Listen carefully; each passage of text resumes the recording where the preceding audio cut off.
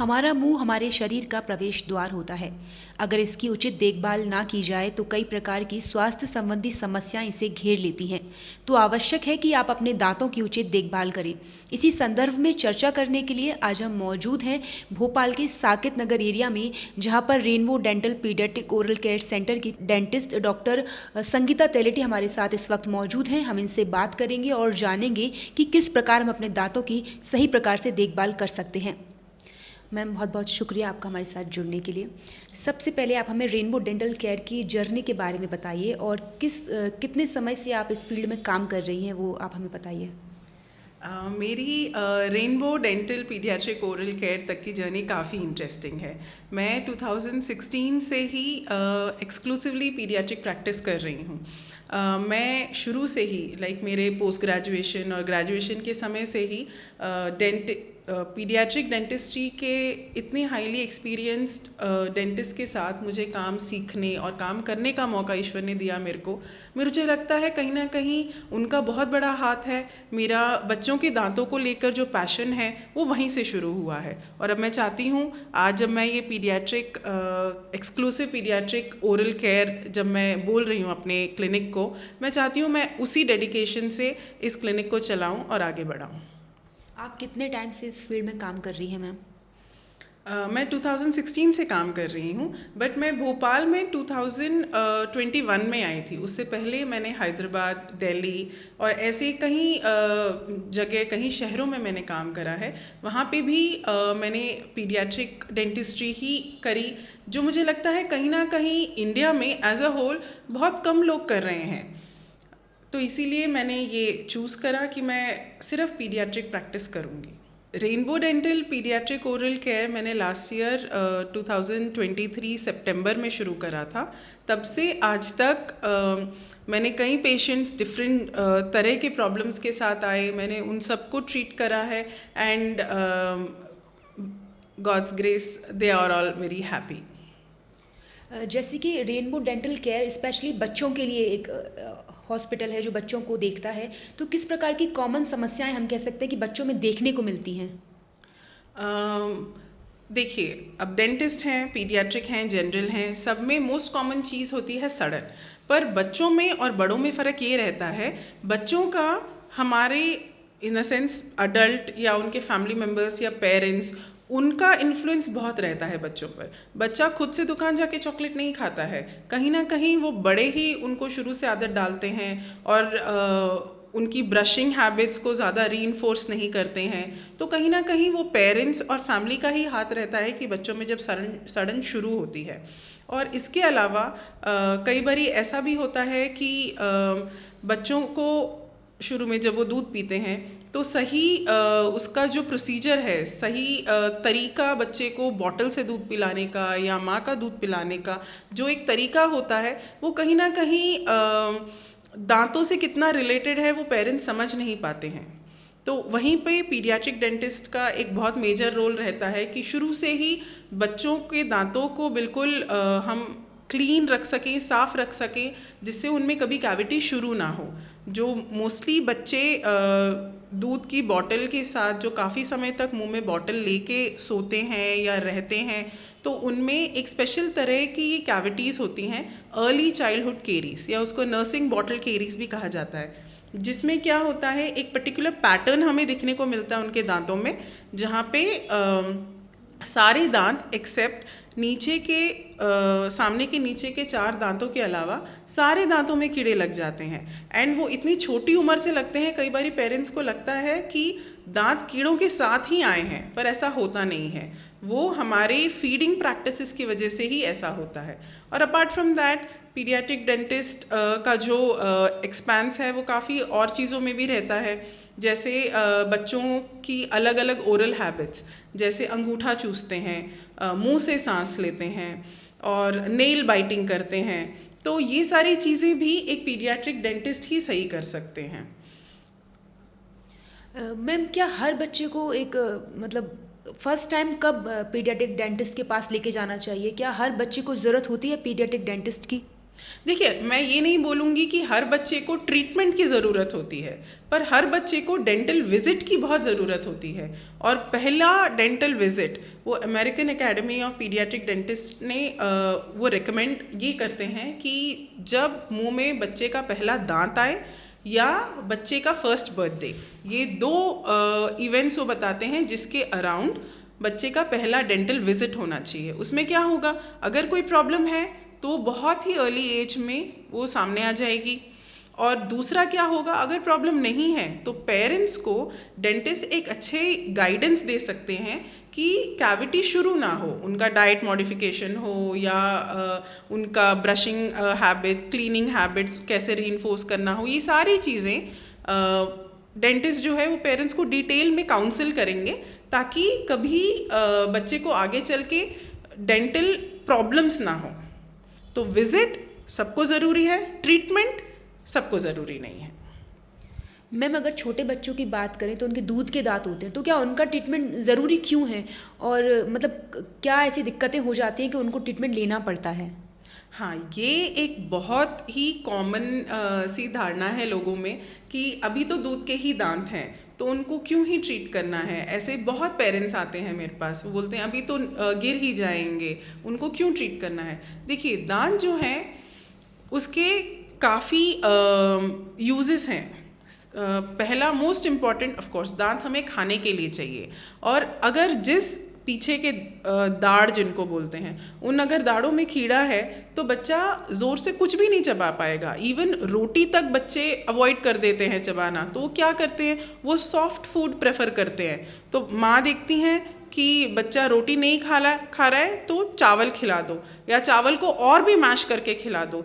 But बच्चा जो है डिफरेंट फूड टेक्सचर्स एक्सप्लोर करना बहुत ज़रूरी है। अब जैसे नट्स हैं, होल नट्स हैं, अगर उसको भी हम मिक्सी करके खिला रहे हैं या किसी दूध में मिला के पिला रहे हैं, उससे कहीं ना कहीं एक न्यूट्रिशनल लॉस रहता है।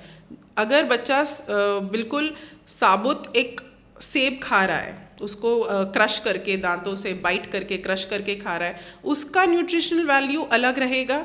और जब उसको जूस बना के बच्चे को मुंह में डाल के सीधा पिला रहे हैं तो उसमें काफ़ी कुछ लॉस रहता है, फाइबर्स नहीं जाते हैं, काफ़ी एंटीऑक्सीडेंट्स जो ऊपर के छिलके में रहते हैं वो सब नहीं जाते हैं, तो कहीं ना कहीं वी आर लूजिंग। तो इसीलिए मैं चाहती हूँ कि बच्चे का जो दांत है वो इतना स्ट्रांग रहे, आगे के हों पीछे की दाढ़ें हों, इतने स्ट्रांग रहे कि बच्चा हर तरह का फूड एक्सप्लोर कर सके, हर तरह का फूड एंजॉय कर सके। एक हो गया खाना, दूसरा होता है बोलने में। बोलने में दांतों का रोल बहुत ज़्यादा इम्पॉर्टेंट है।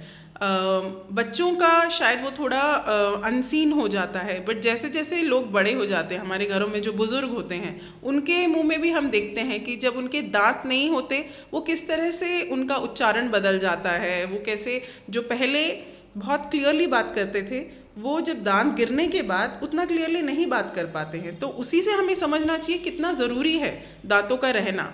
और बच्चों के लिए वो इसलिए और भी ज़्यादा ज़रूरी है क्योंकि वही वो फॉर्मेटिव ईयर्स हैं, जो ये 2 से 5 साल का जो समय है जब बच्चा बोलना सीख रहा है। शुरू में थोड़ा एक दो शब्द बोलता है, फिर तुतलाते तुतलाते सेंटेंसेस बोलता है। अगर उस वक्त बच्चे के मुंह में सारे दांत हेल्दी और अच्छे स्ट्रक्चरल नहीं हैं तो बच्चा कहीं ना कहीं उसको ओवरकम करने के लिए टंग का ओवर यूज़ करता है। तो उस टंग के ओवर यूज़ के कारण कई चीज़ें होती हैं, जैसे एक लिस्प करके एक हैबिट होती है। उसमें क्या होता है, जब वो बात करना सीखते हैं शुरू में तो दांतों के बीच में जो गैप है उसको कवर करने के लिए टंग को रख के कवर करते हैं to achieve that correct sound. वो जब बाद में परमानेंट दांत भी आ जाते हैं, वो हैबिट बिकॉज उनका जो टंग है वो बिल्कुल ट्रेंड है उसी हिसाब से बात करने के लिए, दांत आने के बाद भी उसको रीट्रेन नहीं करा उन्होंने, तो उनका बात करने का तरीका हमेशा लिस्प के साथ रहता है। वो जैसे ऐसे करके 2 दांतों के बीच में अपना टंग लगा के बात करते हैं, जो देखने में काफ़ी अनप्लेजेंट लगता है। कोई भी ऐसा नहीं चाहेगा कि ऐसा रहे। वो चीज़ उनके मुंह में नहीं डेवलप होती अगर उनके दांत बचपन में करेक्ट हो गए होते।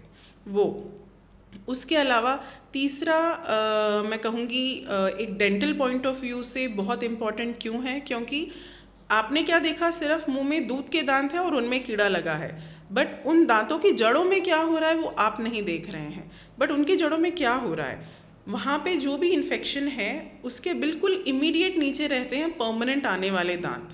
तो ये जो इन्फेक्शन है इसमें जो टॉक्सिन्स रहते हैं वो सारे जो परमानेंट दांत का एनामल बन रहा है, जो बिल्कुल हमारे दांतों को सुंदर और वाइट दिखाने का रिस्पॉन्सिबल है एनामल, उस पे जाके इफेक्ट करके उसको डैमेज करता है। तो उससे क्या होता है, जो परमानेंट दांत आ रहे हैं वो धब्बों के साथ आते हैं, ब्राउनिश या चॉक वाइट, ऐसे जो बिल्कुल देखने में अच्छे नहीं लगते।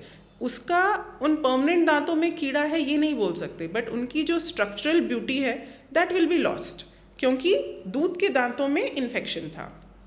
चौथी चीज़ आजकल बहुत प्रेवलेंट है कि बच्चे काफ़ी छोटी उम्र से ही लुक्स को लेके बहुत कॉन्शियस हो गए हैं। तो मेरे पास छोटे छोटे बच्चे आते हैं किंडरगार्टन के, फर्स्ट स्टैंडर्ड के, जो बोलते हैं मेरे पास कि उनके क्लासमेट ने उनका मजाक बनाया कि उनके दांत ब्राउन हैं, ब्लैक हैं, तुम्हारे दांतों में कीड़े हैं बहुत। तो व्हाट हैपेंस इज, कहीं ना कहीं it leads to a kind of psychological trauma, जहाँ बच्चा ही loses his confidence of smiling. तो बच्चे उस उम्र में स्माइल करना, बात करना, हंसना, वो जो सीखते हैं उसी वक्त सीखते हैं। जिसने उस वक्त खुल के स्माइल करना नहीं सीखा वो फिर आगे चल के उसको हम कितना भी बोलें वो स्माइल करते हुए कभी अपने दांत नहीं दिखाएगा। क्यों? क्योंकि बचपन में ऐसा था, उनके दांत अच्छे नहीं थे। तो ये काफ़ी सारी चीज़ें हैं, हम सोचते हैं दूध के ही दांत हैं, 9 साल पे गिर जाएंगे, 7 साल पे गिर जाएंगे, पर वो जो इनिशियल फर्स्ट फॉर्मेटिव ईयर्स हैं वो बहुत इम्पॉर्टेंट है। ये चीज़ क्या है, मेरे पास भी काफ़ी पेरेंट्स आते हैं सेम कंप्लेंट के साथ, सेइंग कि हमारे बच्चे ने तो कभी चॉकलेट को हाथ भी नहीं लगाया, कभी हमने उसको दिया ही नहीं, कभी उसने खाया ही नहीं। पर जैसे ही पेरेंट्स के मन में धारणा रहती है कि सिर्फ मीठा या चॉकलेट खाने से ही दांत खराब होते हैं। दांत एक्चुअल में ख़राब होते हैं जब दांत के ऊपर कोई भी चीज़, कोई भी खाने का पदार्थ चिपका रहे। यूजुअली मीठी चीज़ों की वो टेंडेंसी ज़्यादा रहती है, बट इसका मतलब ये नहीं कि जो सेवरी होता है, जो नमकीन होता है, वो चिपकता नहीं है, वो भी चिपकते हैं। जैसे कोई चिप्स हो गए, घर में बने हुए बेसन के, मैदे के खुरमे हो गए, या सेव हो गया, जो भी है वो सब चिपकता है। तो जब तक उसको हम मुंह से निकाल नहीं देते, जब तक साफ़ नहीं कर देते कुल्ला करके या ब्रश करके, वो चिपका ही रहेगा। और बड़ों में कैसा होता है कि हमारे दांतों के बीच अगर कुछ भी फंसा रहे तो पूरा दिन हम उसी में लगे रहेंगे, हमारा टंग उसी में लगा रहेगा कि उसको कैसे निकालना है। पर बच्चों में क्या है, इतना उनको उनके टंग की ट्रेनिंग नहीं हुई होती कि माउथ के हर जगह पे जाए और वो क्लीन करे। तो उसमें क्या होता है, वो एक दो बारी कोशिश करते हैं और छोड़ देते हैं। तो हम नेक्स्ट जब उनका मुंह ब्रश कर रहे हैं, वो रात को हुआ या नेक्स्ट डे सुबह हुआ, तब तक वो चीज़ चिपकी ही रहती है। जब इतने लंबे समय तक दांत के ऊपर कोई भी चीज़ चिपकी रहेगी तो उनमें कैविटी शुरू होंगी। तो मैं इसीलिए बोलती हूँ बच्चे को डाइट पे डेफिनेटली ध्यान देना है, ये चिपकने वाली चीज़ें नहीं खानी है।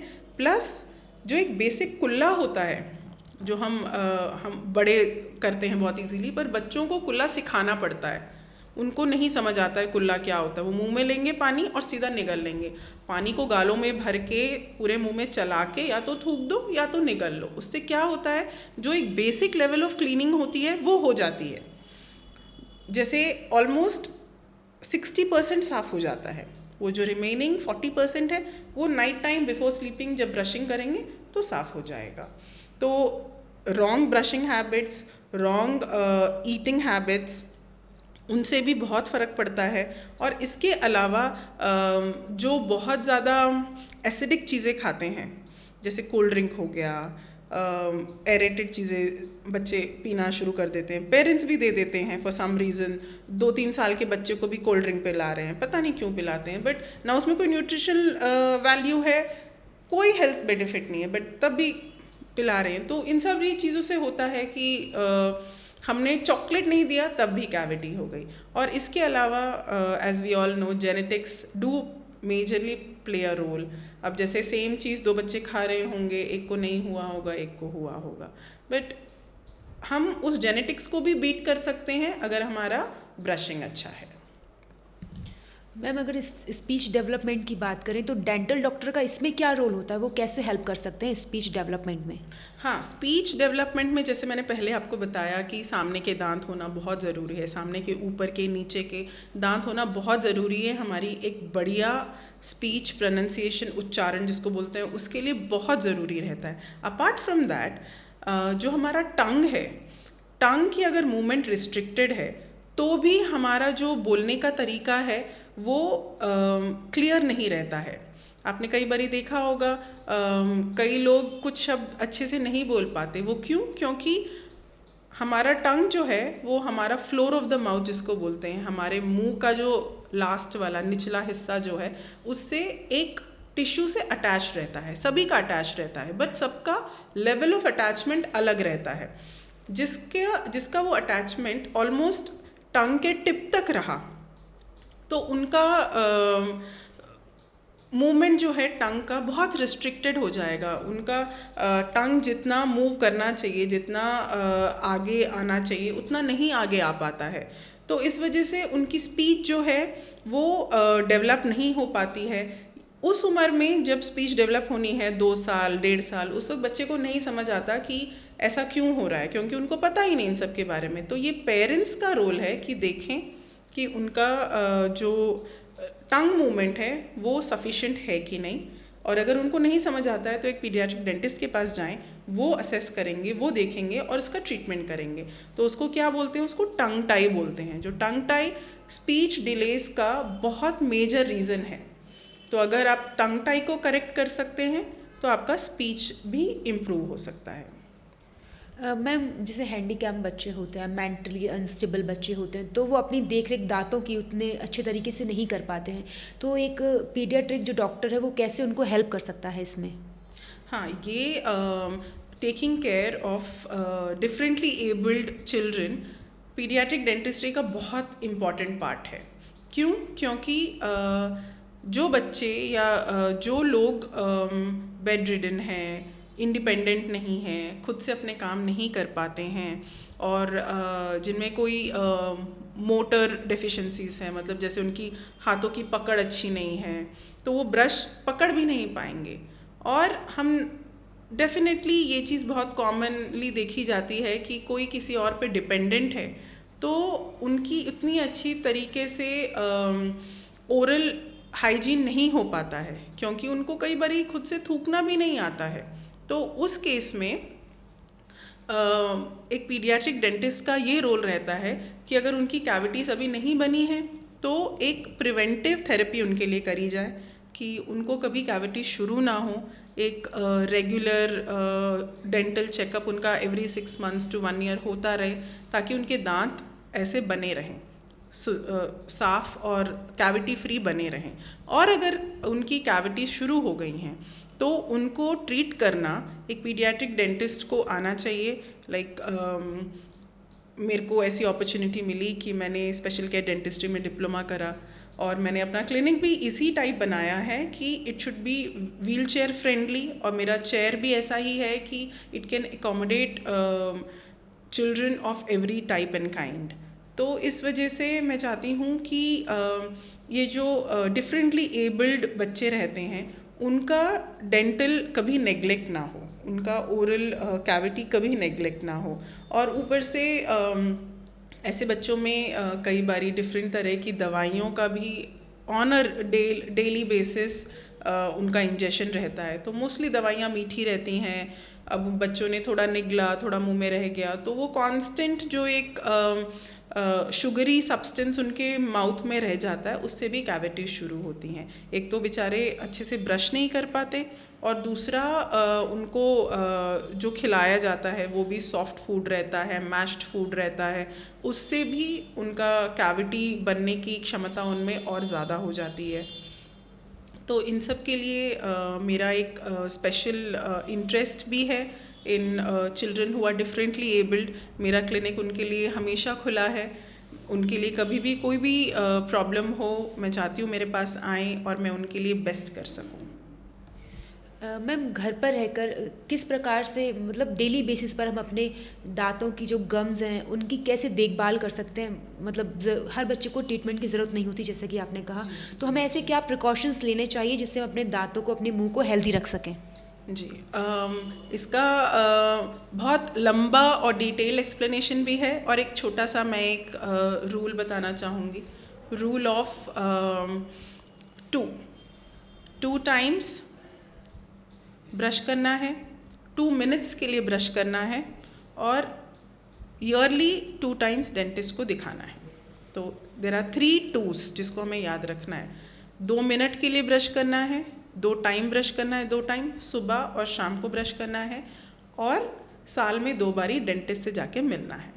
तो अगर ये चीज़ अगर आप कर सकते हैं, अपार्ट फ्रॉम अभी तक मैंने जो बताया, डाइट अच्छा होना चाहिए और ब्रशिंग अच्छी रहनी चाहिए, मुंह को हम ज़्यादा से ज़्यादा साफ़ रखने की कोशिश करनी चाहिए, हमारा वो सब जो है, उसके अलावा ये 3 चीज़ें अगर हम करें ऑन अ रेगुलर बेसिस, मतलब कोई भी ऐसा दिन ना हो जब हमने कुल्ला नहीं करा या ब्रश नहीं कर पाए 2 टाइम, ऐसा अगर नहीं हम करें, every day we are following this 3 tools, तो मुझे लगता है कि हम 99% कैविटीज़ को अवॉइड कर सकते हैं। Thank you so much ma'am, इतनी इंपॉर्टेंट जानकारी हमारे साथ साझा करने के लिए। आप देख रहे थे संगीता तेलहटी मैम को, जिन्होंने हमें बताया कि किस प्रकार हम अपने दांतों की देखरेख कर सकते हैं और छोटे से बच्चों को भी डेंटिस्ट की ज़रूरत पड़ सकती है। ऐसी ही हेल्थ से जुड़ी खबरों को जानने के लिए जुड़े रहिए प्रदेश टुडे न्यूज़ के साथ। मैं अंजलि योगी, कैमरा पर्सन पिंकी राठौर के साथ, प्रदेश टुडे भोपाल।